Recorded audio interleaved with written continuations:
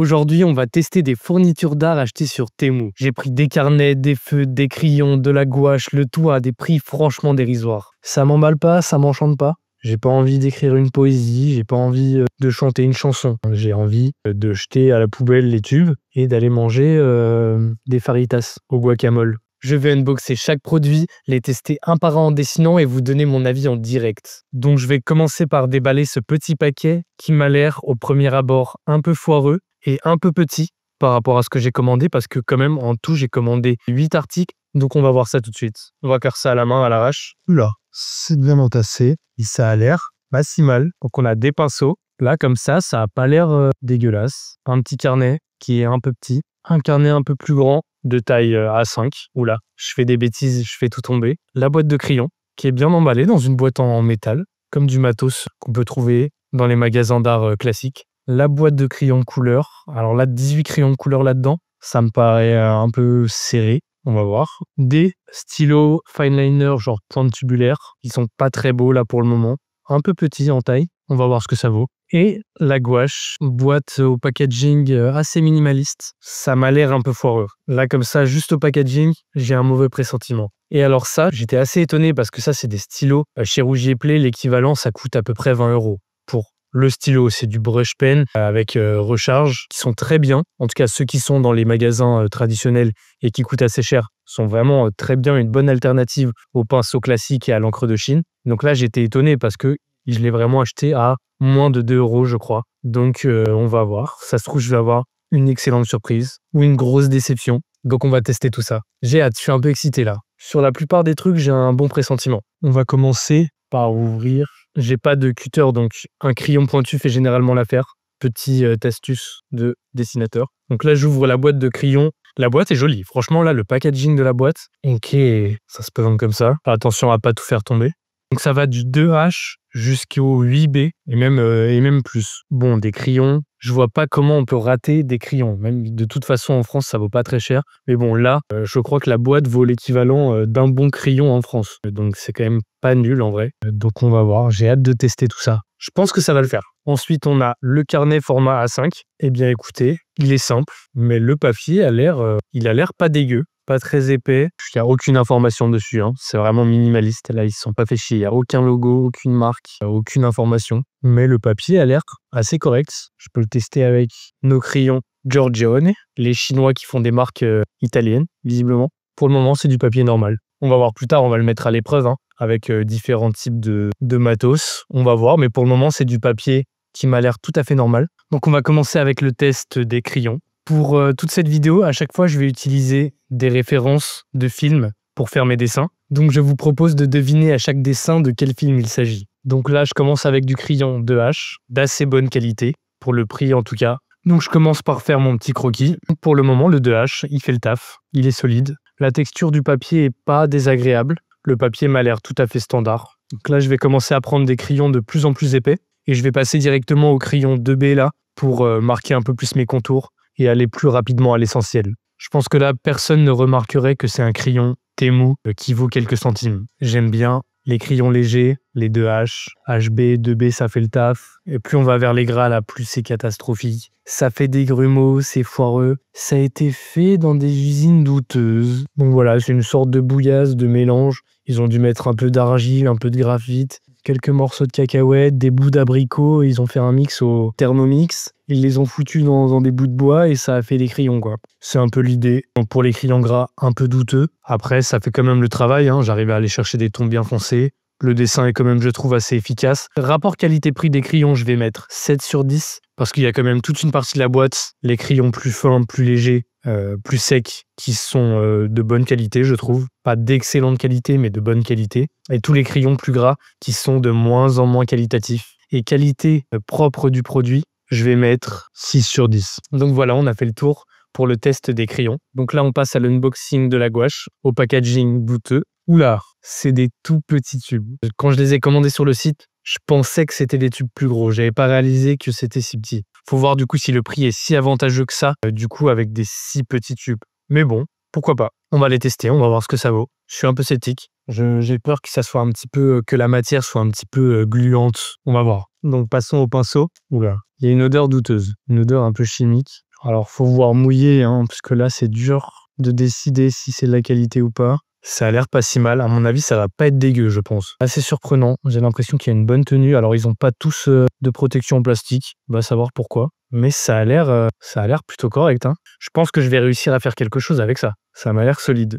Enfin, solide. Du poil synthétique. Ce sera jamais aussi bien que de la martre ou autre, mais je pense que ça fait le taf. Ok, donc on va commencer avec le test des pinceaux et de la gouache sur un nouveau croquis d'une nouvelle scène de film qui m'a procuré des émotions et bon, pour le moment là, les premières impressions sont pas très bonnes. J'ai du mal avec la texture, j'ai du mal à mélanger les couleurs entre elles. Il y a une texture un peu visqueuse, il y a pas assez de pigment, j'ai l'impression, ou du pigment de mauvaise qualité dans la peinture, ce qui fait qu'on a du mal à avoir des aplats, même quand on met très peu d'eau, c'est un petit peu foireux. Les pinceaux, eux, sont pas si mal, hein. Ils sont plutôt corrects. Ça doit être du poil synthétique basique, hein. Ça doit pas coûter vraiment très cher à fabriquer. Quelques poils de cul synthétiques, un peu de colle, terminé, bonsoir. Par contre, la peinture, c'est cata.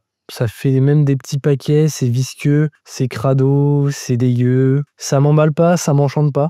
J'ai pas envie d'écrire une poésie, j'ai pas envie de chanter une chanson. J'ai envie de jeter à la poubelle les tubes et d'aller manger des faritas au guacamole. Et d'ailleurs, il y a un petit côté guacamole dans la texture là. Moi qui aime bien la peinture, j'adore la peinture normalement et j'aime beaucoup travailler avec la gouache. Là, c'est un peu une torture. Vous allez me dire, le résultat est pas si dégueu, mais vous vous rendez pas compte. Vous vous rendez pas compte, la qualité là est vraiment merdique. Il y a aucune densité dans la peinture, aucune densité dans le pigment. Donc là, pour la note finale, je vais m'arrêter là parce que j'en peux plus et que je vais commencer à faire des bêtises, hein. Ah, il y a un balcon chez moi. Rapport qualité-prix, je vais mettre 4 sur 10 parce que vraiment, j'ai pas aimé cette peinture. Après, il y a peut-être moyen de faire quelque chose pour les enfants, voilà. Pour les petits-enfants de 3-4 ans, de toute façon, ils vont faire une bouse. Faites attention à ce qu'ils en bouffent pas quand même, hein, à ce qu'ils en mangent pas, à pas se retrouver à l'hôpital bêtement. Après, vous allez dire que c'est ma faute. Donc, je me désolidarise totalement. Pour la qualité intrinsèque de la peinture, j'ai envie de donner 2 sur 10. Ce qui est déjà très généreux, je trouve,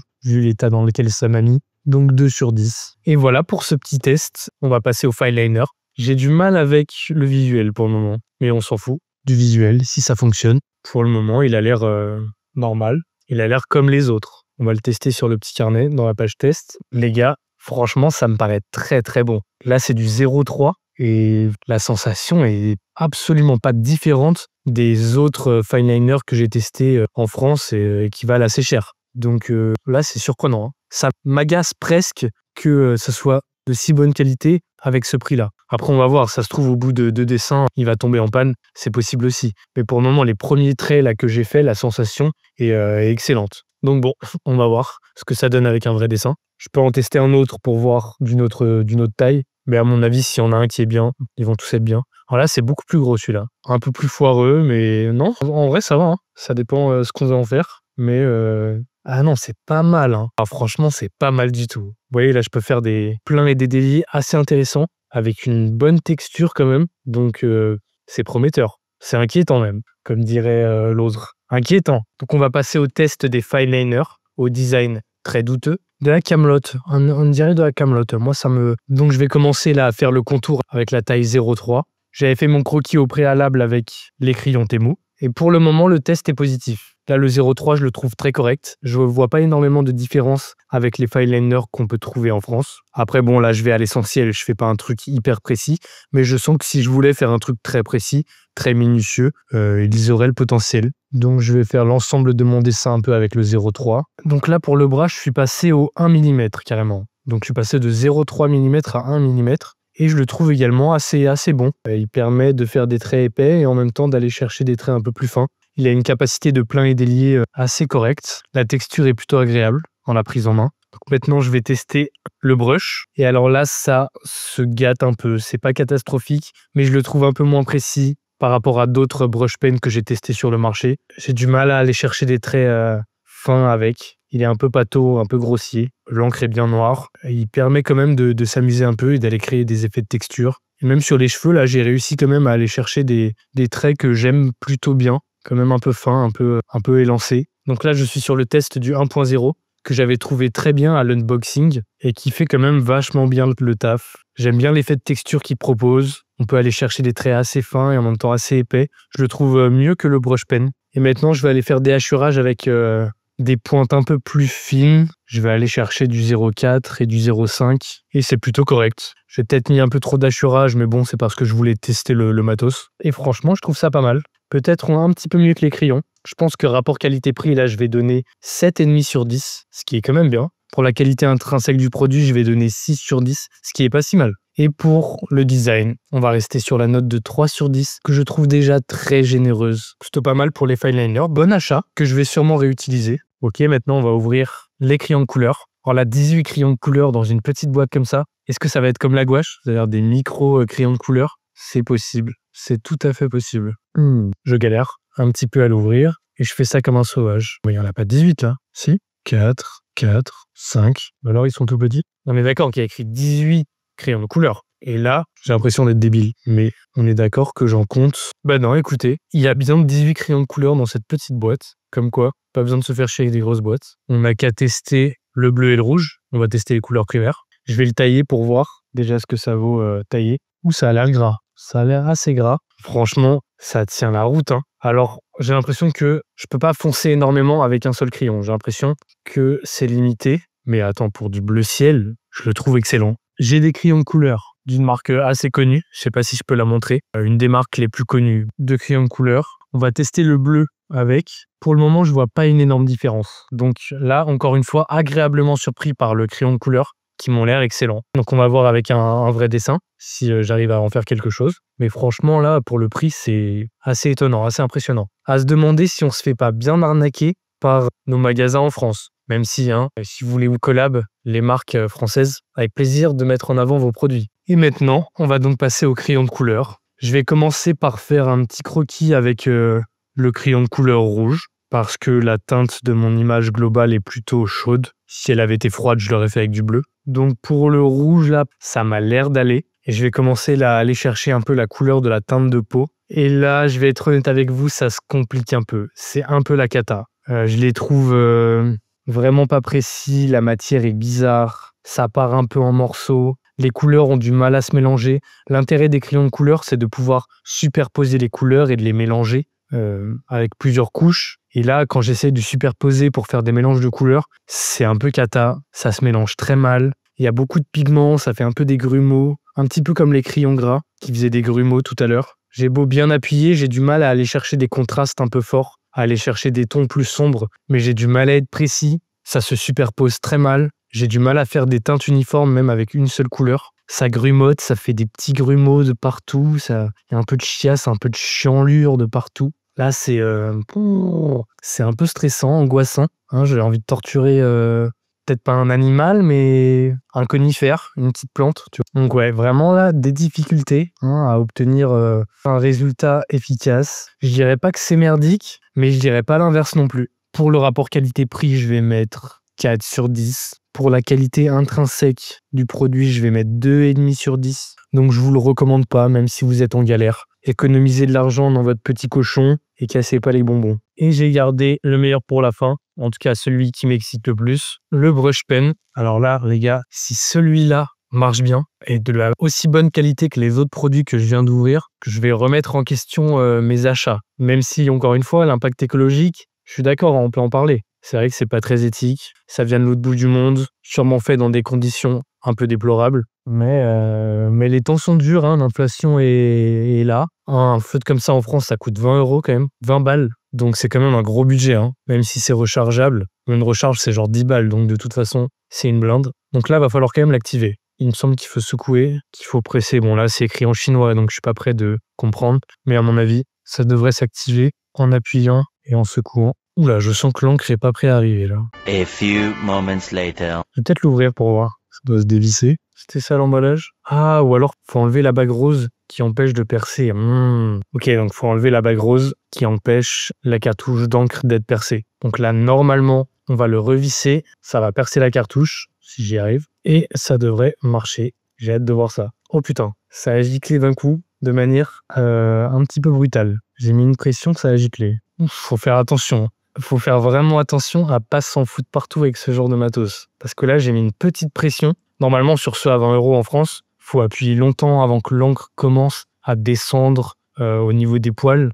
Là, j'ai mis une pression, l'encre s'est éjectée de manière très brutale. Donc c'est pas forcément bon signe pour la qualité de l'encre, pour la qualité des poils, pour le mécanisme du truc. Ouais, faut faire gaffe. Là, je fais un peu des paquets. Hein. C'est un peu dangereux ce que je fais. Là, si vous voyez là, ça fait des grosses bulles. J'ai mis beaucoup d'encre. Ça a l'air compliqué à doser en termes d'encre. Mais franchement, première impression là, sur le petit carnet, vous voyez, je fais un peu des pleins et des déliés pour voir à quel point il peut être précis. Donc, je vois jusqu'où je peux aller en termes de finesse et jusqu'où je peux aller en termes de largeur sur un même trait. C'est comme ça que je vais tester ce genre de matos. Et c'est pas dégueu. Il est pas très précis. C'est pas très fin, mais pour un dessin de grande taille, ça peut faire le taf. Franchement, à un prix assez impressionnant. On peut faire des effets de texture quand le pinceau commence à manquer d'encre un petit peu. Ça peut être intéressant de pouvoir jongler rapidement entre beaucoup d'encre et peu d'encre, ce qui n'est pas forcément le cas avec les modèles chers français. Enfin français, ce sont pas français, mais qu'on trouve en France. Il faut vraiment appuyer doucement. Hein.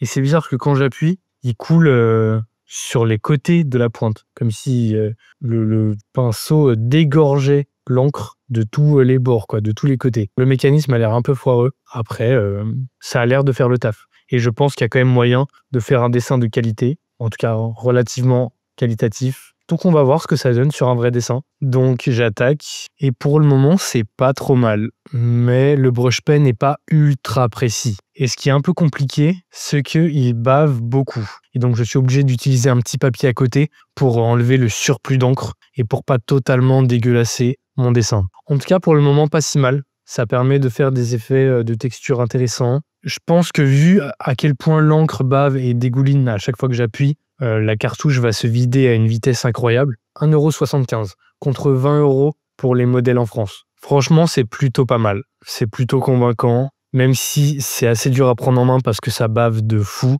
Je passe mon temps à essuyer le pinceau qui bave sur une feuille à côté. Mais vous voyez, je peux quand même faire des petits effets de texture, des petits pleins et déliés, même si j'ai du mal à aller chercher des traits assez fins. Je pense que c'est un brush pen qui pourrait être beaucoup plus efficace sur un dessin en plus grand format. Là, sur un petit format, c'est pas vraiment l'outil que j'aurais utilisé pour dessiner. Mais en tout cas, pas mal du tout et j'arrive à aller chercher des aplats noirs quand même assez corrects. Donc voilà, pour le rapport qualité-prix, je vais donner 7,5 sur 10 parce que 1,75 €, c'est quand même vraiment pas cher pour un brush pen. Pour la qualité intrinsèque, 5,5 sur 10. C'est pas dégueulasse, il y a moyen de faire des trucs avec. Mais je sens que la durée de vie est douteuse, ça bave beaucoup, c'est un peu chiant à prendre en main. J'ai même envie de baisser un peu la note, mais on va rester gentil, on va donner 5,5. Donc pour faire le bilan, les crayons et les fineliners, je vous les recommande plutôt. Pour ceux qui ont un très petit budget, ça peut faire l'affaire, même si c'est peut-être moralement douteux. Pour le brush pen, c'est pas mal, mais je vous le recommande pas forcément. Je sens que la durée de vie est un peu cata, donc brush pen, je recommande pas tellement. Les carnets, en vrai, oui, il est pas cher, mais il y en a aussi des pas chers en France qui font le taf. Un Zapbook, c'est très bien et ça coûte pas très cher, même si le papier est pas très épais. Et pour finir, la catastrophe, les crayons de couleur et la gouache, je recommande pas du tout. Ça doit sûrement coûter plus cher de faire des bons pigments de couleur. Et donc là, c'est une catastrophe. Ça tient pas du tout la route. Dans les deux cas, c'est foireux. Pour ce genre de matos, je vous conseille de prendre des valeurs sûres de la qualité où vous allez pouvoir prendre plaisir à dessiner parce que c'est ça le plus important, c'est d'avoir du matériel qui permet de prendre vraiment du plaisir parce que là, je l'ai vu en faisant la gouache, quand on est un peu frustré, un petit peu énervé par la qualité du matos qui est un peu naze, bah ça nous déboute du dessin et on a envie de tout jeter par la fenêtre sur le joueur de flûte, ce qui est quand même pas recommandé socialement et moralement. Donc je vous conseille d'investir quand même plutôt dans la qualité. Surtout au début, quand on est débutant, on a besoin de vraiment prendre du plaisir pour avoir la motivation de continuer. Donc si en plus on n'est pas satisfait de son niveau en dessin et qu'on a du matos de merde, il y a vraiment de grandes chances d'abandonner. Donc voilà mon petit conseil. Même si là, pour les crayons, les fineliners, ça fait le taf et vous pouvez prendre du plaisir. Je trouve que c'est correct pour un prix assez dérisoire. Donc il y a des pour, il y a des contre, il y a des points positifs, des points négatifs. Je vous laisse faire vos choix. N'hésitez pas à commenter, à liker, à partager. Surtout, ne vous abonnez pas parce que vous risqueriez de progresser. Je vous remercie et je vous dis à très bientôt.